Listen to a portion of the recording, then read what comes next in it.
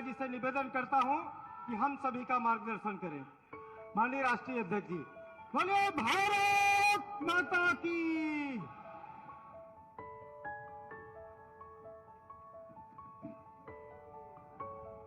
बोलिए भारत माता की, भारत माता की, भारत माता की।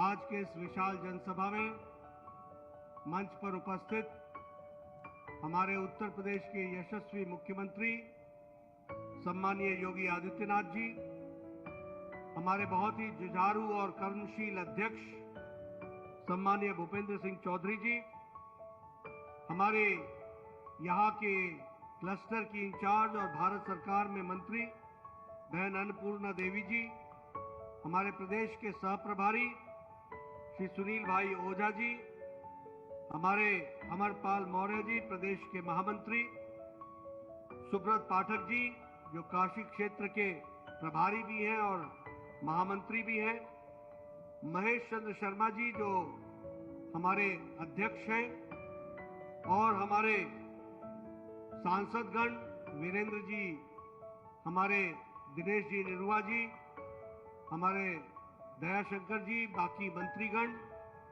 हमारे सभी विधायकगण और हमारे प्रदेश के सभी पदाधिकारीगण, मेरा यह सौभाग्य है कि मुझे आज काशी विश्वनाथ में बाबा विश्वनाथ के दर्शन करने के पश्चात यहां गाजीपुर में आने का सौभाग्य मिला और पवारी बाबा के आश्रम में जाने का, उस तपोभूमि पर जाने का भी सौभाग्य मिला, और उसके बाद हमारे गाजीपुर के पूर्व सैनिकों के साथ वार्तालाप करने का भी मौका मिला, और अभी इस जनसभा के माध्यम से गाजीपुर की प्रबुद्ध जनता के दर्शन करने का मौका मिला। मैं अपनी ओर से आप सबका अभिनंदन करता हूं और आप सबका अभिवादन करता हूं। ये बाबा अमरनाथ की मंदिर, हनुमान का मंदिर, पूज्य साधु संतों की ये तपोस्थली, ऐसी तपोस्थली को जहां मैं नमन करता हूं, वहीं भारत के परमवीर चक्र हमारे अब्दुल हमीद को भी याद करते हुए सभी स्वतंत्रता सेनानियों को भी मैं यहां याद करता हूं, और महाराजा सुहेल देव जी को भी याद करते हुए अपनी बात को प्रारंभ करता हूं। मैं जब आज आ रहा था तो मैं देख रहा था कि गाजीपुर कितना बदल चुका है। मैं देख रहा था कि काशी से गाजीपुर आने का मतलब होता था घंटों लग जाते थे। आज जब मैं गाजीपुर पहुंचने की बात कर रहा था, मैं साथियों से पूछ रहा था, मैं हेलीकॉप्टर पे भी देख रहा था कि कितने विकास के कार्य हो रहे हैं, लेकिन अब हमारे साथी बताते हैं कि काशी नजदीक हो गई है और 1.5 घंटे के अंदर हम यहां गाजीपुर पहुंच जाते हैं। यह परिस्थिति आकर के खड़ी हुई। यह कैसे हुआ है? यह इसलिए हुआ है कि आपने अपनी ताकत का सही उपयोग किया। मित्रों, प्रजातंत्र में अपने मतों का, अधिकार का सही प्रयोग बहुत महत्वपूर्ण उपकरण है। गलत जगह अगर बटन दब जाए तो माफिया राज आ जाता है, सही जगह बटन दब जाए तो मेडिकल कॉलेज आ जाता है। इस बात को भी हमको ध्यान में रखना है। और आज 4 लेन की Varanasi Ghazipur highway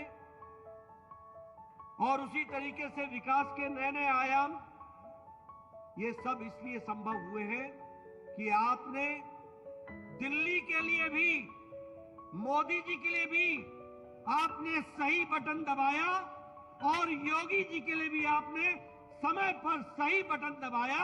double engine की सरकार उत्तर प्रदेश में खड़ी कर दी। और इसलिए आज मैं कह सकता हूं कि गाजीपुर का विकास न कम से कम पीछे तो कभी हुआ नहीं, अनप्रेसिडेंटेड। और उसी तरीके से यहां माफिया राज को भी आपने नमस्कार किया, विकास को आगे बढ़ाया। आज मैं कहता हूं कि विकास का मतलब हीरा है, हीरा। हमसे लोग पूछते हैं हीरा क्या है, तो मैं सबको बोलता हूं हीरा मतलब एच, एच मतलब हाईवेज, आई मतलब इंटरनेट, आर मतलब रेलवेज और ए मतलब एयरवेज। और इसके आगे और जोड़ लीजिए कि अब आपका वाटरवेज भी हो गया है और आपका गंगा विलास भी चल पड़ा है। यह विकास की नई कहानी कहती है।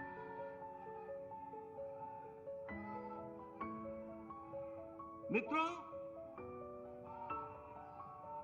गाजीपुर के विकास के बारे में तो मैं चर्चा करूंगा ही करूंगा, लेकिन आपको जानकर के खुशी होगी कि जिस ब्रिटेन ने हमको 200 साल तक राज किया, जिस ब्रिटानिया ने हमको 200 साल हम पर राज किया, इस आर्थिक मंदी में जब दुनिया गुजर रही है, जब अमेरिका और चाइना की अर्थव्यवस्थाएं लड़खड़ाती दिखती है, तो भारत ब्रिटानिया को पछाड़ करके दुनिया में 5वीं नंबर की अर्थव्यवस्था बन रहा है। यह भी हमको ध्यान में रखना है। और आज ही इंटरनेशनल मॉनिटरी फंड ने, IMF ने यह घोषणा की है कि आंकड़े बताते हैं कि आने वाले समय में भारत 4थी नंबर की जल्द ही अर्थव्यवस्था बन जाएगा। यह भारत की बदलती तस्वीर है। आप लोगों के हाथ में मोबाइल होगा। 2014 में 92% मोबाइल बाहर से आता था। आज 2022 में जहां आप खड़े हो, आज भारत में जो मोबाइल बन रहा है, दुनिया में भारत 97% मोबाइल भारत में बन रहा है। यह भी हमको याद रखना होगा। और आपको खुशी होगी कि अब जो आप एप्पल का मोबाइल हाथ में लेते हो, तो उसका जरा डब्बा भी पढ़ लेना। उस पे लिखा हुआ है मेड इन इंडिया, यानी अब एप्पल का मोबाइल भी इंडिया में बन रहा है। इस बात में हम दूसरे नंबर के मैन्युफैक्चरर हो गए, दूसरे नंबर के। दवाइयों में हम दुनिया को सबसे सस्ती और सबसे इफेक्टिव दवाई दे रहा है, तो भारत दुनिया की डिस्पेंसरी बन गया है, दवाई में आगे चला गया है। वो भी हमको याद रखना है। केमिकल में भारत आज सबसे आगे खड़ा होने जा रहा है। आप लोग सुनते होंगे बचपन में, ये जापान की गाड़ी है, ये जापानीज गाड़ी है, ये टोयोटा है, ये डैटसन है। आपको जानकर खुशी होगी कि ऑटोमोबाइल इंडस्ट्री में भारत ने जापान को पछाड़कर अब हम तीसरे नंबर के ऑटोमोबाइल इंडस्ट्री हो गए हैं। दुनिया में हम तीसरे नंबर के ऑटोमोबाइल इंडस्ट्री हो गए। अब हमारे आगे सिर्फ 2 रह गए हैं, अमेरिका और चाइना। हम तीव्र गति से आगे बढ़ रहे हैं। यह भारत की आर्थिक स्थिति आकर के खड़ी हुई है। अगर हम बात करें इलेक्ट्रॉनिक्स में, तो हमारी ग्रोथ 6 गुनी हुई है और हम 70,000 करोड़ रुपए का एक्सपोर्ट कर रहे हैं। और उसी तरीके से अगर हम डायरेक्ट बेनिफिट ट्रांसफर की बात करें, तो आज डायरेक्ट बेनिफिट ट्रांसफर में 25 लाख करोड़ रुपए गरीब लोगों के खाते में मोदी जी की एक बटन दबाने से आप तक पहुंच रहा है। यह भी आपको याद रखना चाहिए। एक समय था, भारत के प्रधानमंत्री कहते थे, मैं 1 रुपया भेजता हूं, 15 पैसे आपको पहुंचते हैं, 85 पता नहीं किस हाथ में फंस जाते हैं, आपको नहीं मिलते थे। लेकिन आज प्रधानमंत्री किसान सम्मान निधि 11 करोड़ 78 लाख किसानों को प्रधानमंत्री मोदी जी एक बटन दबाते हैं और 11 करोड़ 78 लाख किसानों को 2-2 हजार रुपए 15 सेकंड के अंदर उनके खाते में पहुंच जाता है। यह बदलता भारत है। और 2 लाख करोड़ रुपए 12 किस्तें प्रधानमंत्री जी ने पहुंचाई है। मैं यहां ये भी आपसे चर्चा करना चाहता हूं। मैं देख रहा हूं आप लोग बैठे हुए हैं, बड़े नजदीक नजदीक बैठे हैं। मैं बार बार बोलता हूं, लोग किसी के भी चेहरे पर मास्क नहीं है, किसी के भी चेहरे पर मास्क नहीं है और नजदीक नजदीक बैठे हैं। कैसे बैठे हैं आप? ये इसलिए बैठे हैं कि प्रधानमंत्री मोदी जी ने 140 करोड़ के देश को 220 करोड़ टीकाकरण डबल डोज, साथ में बूस्टर डोज लगा के, सुरक्षा कवच पहना के आपको बैठाया है। इस कारण से आप मैं मित्रों आपके सामने बताना चाहता हूं, इस देश में ट्यूबरक्लोसिस की दवा को आने में 25 साल लग गए थे। इस देश में पोलियो की दवा और नेशनल प्रोग्राम बनने में 30 साल लग गए। इस देश में चेचक की दवा को आने में 28 साल लग गए। इस देश में जापानी बुखार की दवा को आने में 100 साल लग गए, 100 इयर्स। 1906 में जापान में दवा बन गई थी और योगी जी जब सांसद बने तो गोरखपुर में पहली बार दवा पहुंची, वो 2006 में पहुंचाई गई, वो भी हमको याद रखना चाहिए। लेकिन कोरोना आया 2020 के जनवरी में, अप्रैल में टास्क फोर्स मोदी जी ने बैठाया और 9 महीने के अंदर एक नहीं दो डोज, एक नहीं दो वैक्सीन भारत ने बना करके दी और दुनिया तक पहुंचाई। ये भी हमको याद रखना चाहिए। हमसे लोग पूछते हैं बदलता भारत, में बोलता हूं ये है बदलता भारत। मैं पूर्व स्वास्थ्य मंत्री रहा हूं, जिम्मेवारी से बोल रहा हूं। दवाइयां पहुंचने में 25-25 साल लग गए और मोदी जी ने 9 महीने के अंदर 2 वैक्सीन बना दी।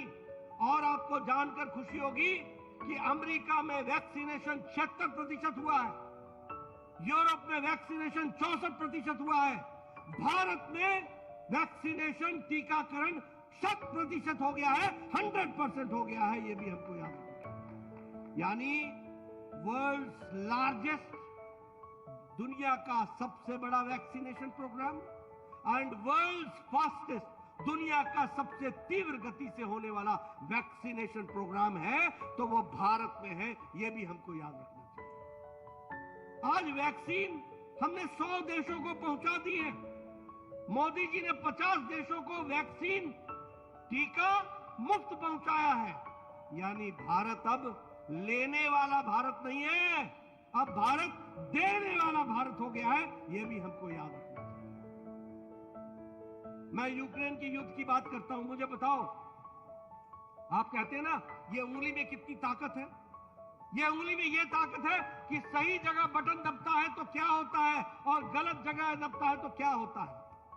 यूक्रेन की लड़ाई हुई, हमारे 32,000 बच्चे यूक्रेन में पढ़ रहे थे, 32,000। आप बताइए, अमेरिका ने अपने बच्चों को लाने का प्रयास किया, यूरोप ने प्रयास किया, ऑस्ट्रेलिया ने प्रयास किया, बांग्लादेश ने प्रयास किया, श्रीलंका ने प्रयास किया, पाकिस्तान ने प्रयास किया, किस देश ने प्रयास किया। लेकिन हम गौरव के साथ कह सकते हैं कि प्रधानमंत्री मोदी जी ने एक समय में पुतिन से बातचीत की, एक समय में ज़ेलेंस्की से बातचीत की, युद्ध को रुकवाया, अपने 4 केंद्रीय मंत्री भेजे और 32,000 बच्चे भारत का तिरंगा लेकर के साफ वापस आ गए। ये हमारी परिस्थिति है।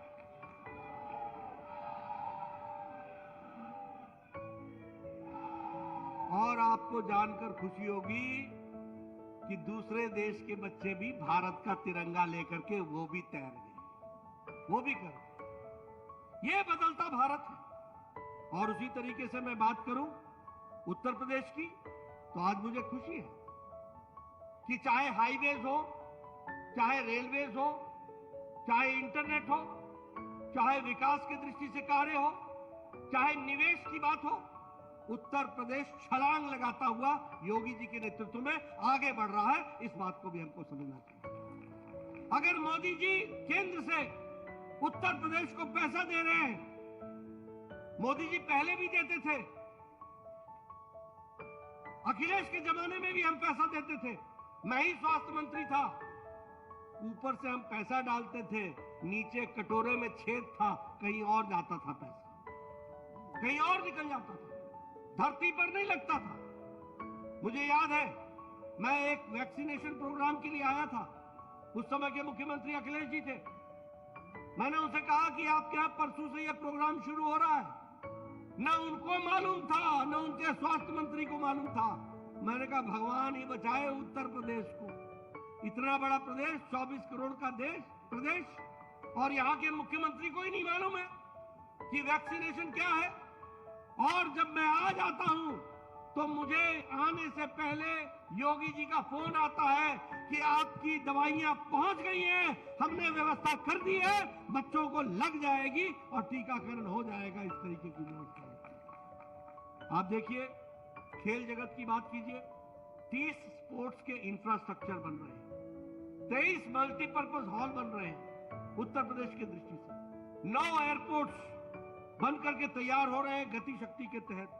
और आपको जानकर खुशी होगी कि उत्तर प्रदेश में एशिया का सबसे बड़ा एयरपोर्ट बन रहा है, तो वह भी उत्तर प्रदेश में बन रहा है, जेवर में बन रहा है, वो भी हमको ध्यान में रखना है। और उसी तरीके से प्रयागराज और गाजियाबाद में नए एयरपोर्ट टर्मिनल्स की बात हो रही है। उसी तरीके से कुशीनगर में नया एयरपोर्ट ऑपरेशनल हो गया है। जेवर की मैंने आपसे बात कर ली। सरयू नदी की अगर मैं बात करूं तो सरयू नहर इरिगेशन स्कीम, यह स्कीम 1978 में योजना बनी थी। मैं ठीक बोल रहा हूं मुख्यमंत्री जी? 1978 में, 1973 में बनी थी। किसी ने सुध नहीं ली।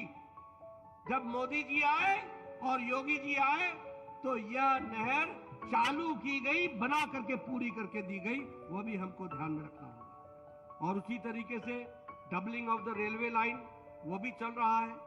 मैंने कहा मेडिकल कॉलेज की दृष्टि से इस समय उत्तर प्रदेश में 35 मेडिकल कॉलेज बन रहे हैं, और आपका महर्षि विश्वामित्र मेडिकल कॉलेज वह भी उनमें से है।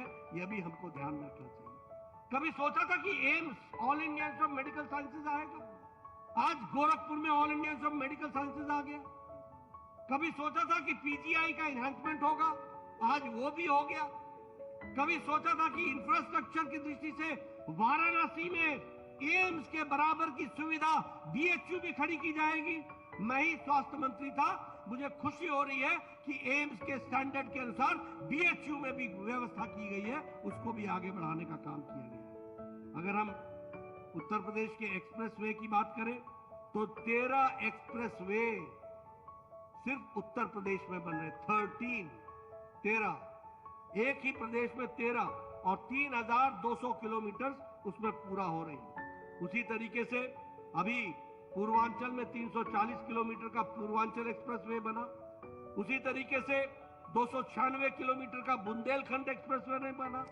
अभी दिल्ली मेट्रो एक्सप्रेसवे 96 किलोमीटर का वो भी बन रहा है।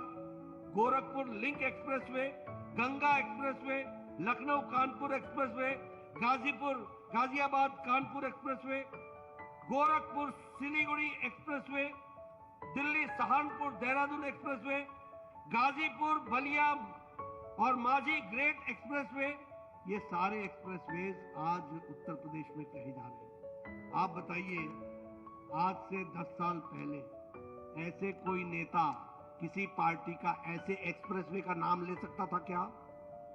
ले सकता था क्या? ले सकता था क्या? आज आप परिस्थिति, वो क्या नाम लेते थे उस समय?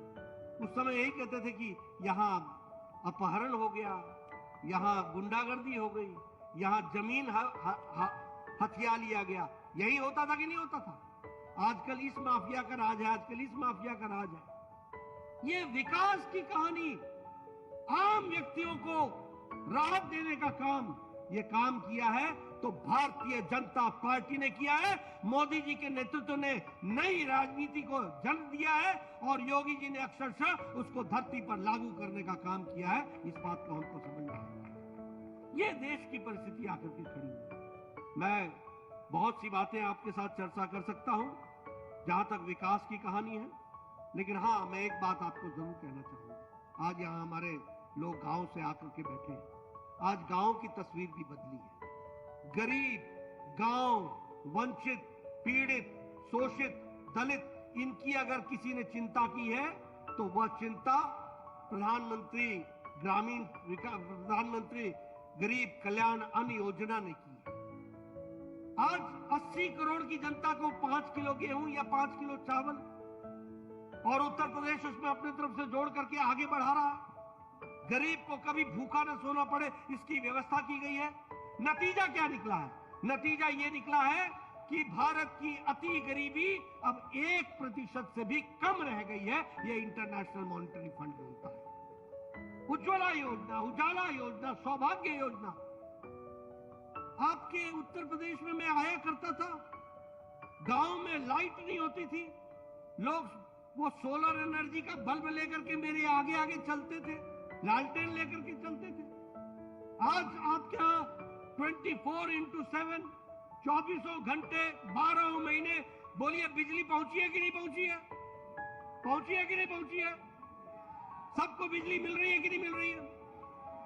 एक समय में बिजली मिलना मतलब होता था बहुत बड़ा सरकार का एहसान। सौभाग्य योजना, उजाला योजना, हर दृष्टि से विकास का काम हुआ है। अभी अगर मैं बात करूं हमारी बहनों के बारे में, मैं चर्चा करना चाहता हूं। 12 करोड़ इज्जत घर बनाए गए। 12 करोड़, 12 करोड़ का मतलब आप समझो। मुझे याद है संसद में डॉक्टर राम मनोहर लोहिया कहते थे, मुझे दुख होता है जब मेरी गाड़ी सड़क पर चलती है और बहनें झुंड बना करके अपने दैनिक नित्यक्रम के लिए सड़कों पर आती हैं तो मुझे शर्म आती है। 1966 में कहा राम मनोहर लोहिया ने, किसी ने सुध नहीं ली। और संख्या कितनी थी? 12 करोड़। ये 12 करोड़ लोगों, बहनों को अगर इज्जत देने का काम किया तो मोदी जी ने उसकी योजना बनाई और योगी जी ने धरती पर उत्तर प्रदेश में उसको लागू करके दिया है। ये हमको ध्यान रखना है। इसलिए मित्रों, मैं प्रधानमंत्री आवास योजना की बात सुनाना चाहता हूं। मैं 1993 में एमएलए बन गया था। मैं बार बार सुनाता हूं लोगों को। मैं 1993 में एमएलए बन गया था। उस समय मेरी उम्र 32 साल होती थी। मैं विपक्ष का नेता बना। मेरा बीडीओ मेरे पास आता था, बोलता था, बीडीओ मतलब ब्लॉक डेवलपमेंट ऑफिसर, बीडीओ। वो आके बोलता था, नड्डा साहब आपको खुशखबरी सुनानी है। मैं बोलता था, सुनाओ। बोलता था, आपको 2 पंचायतों में इंदिरा आवास योजना में एक घर मिला है, बताइए इसको किसको देना है। मैंने कहा, तू ही रख ले इसको भैया, 100 बीमार 1 अनार, क्या करूंगा मैं। आज मुझे खुशी होती है कि मोदी जी ने निर्णय लिया। आज 3 करोड़ 60 लाख प्रधानमंत्री आवास योजना में घर बनकर के तैयार हो रहे हैं। ये परिस्थिति आकर के मेरे पास अभी उत्तर प्रदेश के आंकड़े नहीं है, लेकिन मैं कहना चाहूंगा, जब मैं एमएलए था तो 45 लाख घर उत्तर प्रदेश में बने हैं। यह है बदलता उत्तर प्रदेश, यह है बदलता भारत। प्रधानमंत्री ग्रामीण सड़क योजना की बात करना चाहता हूं। जब मैं एमएलए बना, मेरा एक्सीएन आता था, बोलता था, आपको इस साल 2 करोड़ रुपए मिले हैं और आपकी 40 सड़कें हैं, बताइए ये 2 करोड़ रुपए कहां डालूं। मैं कहता था, तू ही तय कर ले यार, कहां डालना, आप ही तय कर लीजिए कहां डालना है। आप ही तय कीजिए कि क्या होगा इसमें। आप बताइए 2 करोड़ रुपए 40 सड़कों में कहां लगेगा। और प्रधानमंत्री अटल जी ने प्रधानमंत्री ग्रामीण सड़क योजना शुरू की, जिसको यूपीए की सरकार ने फिर रोकने का प्रयास किया। मोदी जी ने फिर से चालू किया। आज लाखों गांव ऑल वेदर रोड से प्रधानमंत्री ग्रामीण सड़क योजना में जुड़ गए। एक एक सड़क पर 5-5 करोड़ रुपए मिलने का काम। अभी योगी जी हर एक लोगों को विकास की दृष्टि से हर विधानसभा में 3-3 करोड़ 4-4 करोड़ विकास के लिए दे रहे हैं। यानी छोटे काम के लिए भी, बड़े काम के लिए भी। यह रिस्पॉन्सिबल सरकार है, ये रिस्पॉन्सिव सरकार है, ये प्रोएक्टिव सरकार है। ये बात हमको समझने की जरूरत है। इसलिए मित्रों, मैं आपका ज्यादा समय नहीं लूंगा, लेकिन मैं आपसे निवेदन करना चाहता हूं कि सही और गलत का अंतर हमारी जनता को समझाना होगा। उनको बताना होगा कि गांव की चिंता किसने की, गरीब की चिंता किसने की। किसान की चिंता किसने की? प्रधानमंत्री किसान सम्मान निधि में 2 लाख रुपए, 2 लाख करोड़ रुपए हमारे 12 किश्तों में किसानों को पहुंचाया गया है। 11 करोड़ 78 लाख किसानों के खाते में डाला गया। कभी सोचा था किस तरीके से? मैं आयुष्मान की भारत की बात करूं और उसमें आपकी अपनी भी स्कीम कोई जुड़ी गई है आयुष्मान भारत के साथ। जन आरोग्य योजना योगी जी ने भी जोड़ी है। मैं आपको इसकी भी कहानी सुनाना चाहता हूं, आपके ध्यान में आना चाहिए। आप बताइए, आज मोदी जी के नेतृत्व में और योगी जी के द्वारा उत्तर प्रदेश में 5 लाख रुपए का 50 करोड़ की जनता को आयुष्मान भारत के तहत हर साल गंभीर बीमारियों से लड़ने के लिए 5 लाख रुपए का हेल्थ कवर दिया जा रहा है। और जो उसमें बच गए हैं उसको योगी जी जन आरोग्य योजना के तहत उसको भी जोड़ रहे हैं। गरीब आदमी कौन है ये लोग? रेडी वाला, फेड़ी वाला, रिक्शा वाला, ठेला वाला, स्कूटर वाला, ऑटो रिक्शा वाला, बस का ड्राइवर, बस का क्लीनर, कूड़ेदान से प्लास्टिक इकट्ठा करने वाला, बाल काटने वाला हमारा भाई, हमारा मैकेनिक, ऐसे गरीब लोगों को 5 लाख रुपए का सालाना हेल्थ कवर देने का काम किया है। इसलिए मित्रों, आज बदलता भारत इस माध्यम से इसको जनता तक पहुंचाना है, उनको बताना है, उनकी ताकत को बताना है और उनके द्वारा किए गए कार्यों को बताना है। लेकिन आप देखिए, अब आपकी तरफ से यहां एक गलती हुई है। आपने यहां से जो सांसद चुना उसका कोई सारोकार है इन चीजों से? कोई सारोकार है? एक ही काम पकड़ा है, भैया को जेल से बाहर निकालना। एक ही काम। ये काम होना चाहिए क्या? होना चाहिए क्या? ऐसे लोग, आप बताइए, ये दरिंदगी करते थे कि नहीं करते थे? ये माफिया राज था कि नहीं था? आज उत्तर प्रदेश में शांति आ गई कि नहीं आ गई? ये शांति रखनी है कि नहीं रखनी है? रखनी है कि नहीं रखनी है? मैं पीछे से सुनना चाहता हूं, शांति रखनी है कि नहीं रखनी है? ऐसे लोगों को घर बैठाना है कि नहीं बैठाना है? ये सब कुछ करना है तो गाजीपुर में भी कमल खिलाना है, कमल खिलाना है, कमल खिलाना है। बोलिए, खिलाएंगे ना? खिलाएंगे ना? खिलाएंगे ना? आपको पानी की व्यवस्था सिंचाई के लिए चाहिए ना? आपको बिजली चाहिए ना? आपको मेडिकल कॉलेज चाहिए ना? आपको हाईवे चाहिए? आपको एयरपोर्ट चाहिए? आपको विकास चाहिए?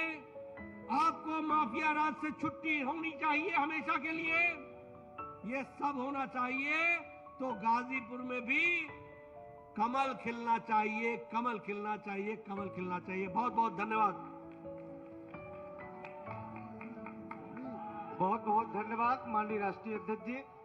मैं सभी अतिथियों के धन्यवाद के लिए माननीय क्षेत्रीय अध्यक्ष जी को निवेदन करता हूं। सभी का धन्यवाद। बोलिए भारत माता की। भारत